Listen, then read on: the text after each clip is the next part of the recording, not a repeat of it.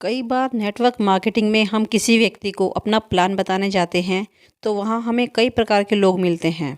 कई लोग तो ऐसे मिलते हैं कि हम उन्हें चाहे जितना अपना प्लान समझा लें, फॉलो अप कर लें, लेकिन वह सिर्फ एक ही बात पर अड़े रहते हैं।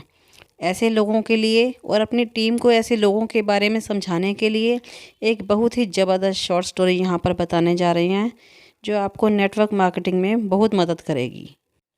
यह स्टोरी है नीली घास के बारे में, जिसमें एक गधा होता है और चीता। और यह कहानी बहुत ही शानदार है, जिसमें जंगल के राजा का फैसला तो बहुत ही ज़्यादा रोमांचक है। एक बार जंगल में गधे और चीते के बीच एक अजीब सी बहस होने लगी। गधा कहता है घास नीली होती है और चीता कहता है घास हरी होती है। उन दोनों के बीच ये बहस काफ़ी देर तक चली। फिर उन दोनों ने फैसला लिया कि घास नीली होती है या हरी होती है। इसका फैसला जंगल का राजा करेगा। फिर वह दोनों शेर के पास जाते हैं। शेर के पास रोज़ सभा बैठा करती थी और सारे जंगल के जानवर वहाँ उपस्थित हुआ करते थे। जब गधे और चीते का केस राजा के पास आया तो शेर ने पूछा, बताओ क्या परेशानी है। तो चीता कहता है, राजा साहब ये देखो, ये गधा पागल हो गया है। ये कह रहा है कि घास नीली होती है, जबकि हम सब जानते हैं कि घास तो हरी होती है। राजा चीता की बात सुनने के बाद गधे से पूछता है, तुम बताओ। तो गधा कहता है, राजा साहब मैंने अपनी आँखों से देखा है, घास तो नीली ही होती है। ये चीता गलत कह रहा है कि घास हरी होती है, इसे सजा दीजिए। फिर चीता कहता है, ये देखो राजा साहब, यह अब भी यही बोल रहा है कि घास नीली होती है। अब आप ही फैसला कीजिए कौन सही है कौन गलत। शेर चीते को 6 महीने की जेल की सज़ा सुनाता है और सभा को समाप्त करता है। गधा हंसते हंसते अपने रास्ते निकल जाता है। जब चीते को ले जाया जा रहा था तब चीता, राजा साहब घास तो हरी होती है। शेर, बिल्कुल सही, घास तो हरी ही होती है। चीता, तो फिर आपने मुझे सज़ा क्यों दी।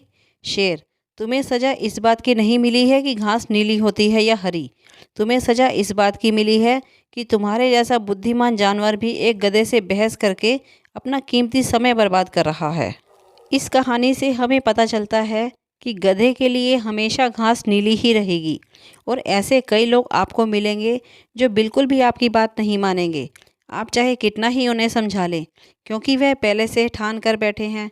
इसीलिए ऐसे लोगों पर अपना कीमती समय बर्बाद नहीं करना चाहिए जो नीली घास वाली प्रवृत्ति के लोग हों, बल्कि हमें उनको छोड़कर दूसरे व्यक्ति को अपना प्लान समझाना चाहिए।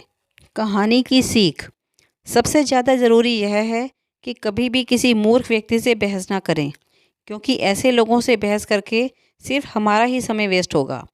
जिस तरह इस कहानी में हुआ, उसी तरह हम भी कई बार मूर्ख लोगों से बहस करने लग जाते हैं और बाद में पछताना भी हमें ही पड़ता है।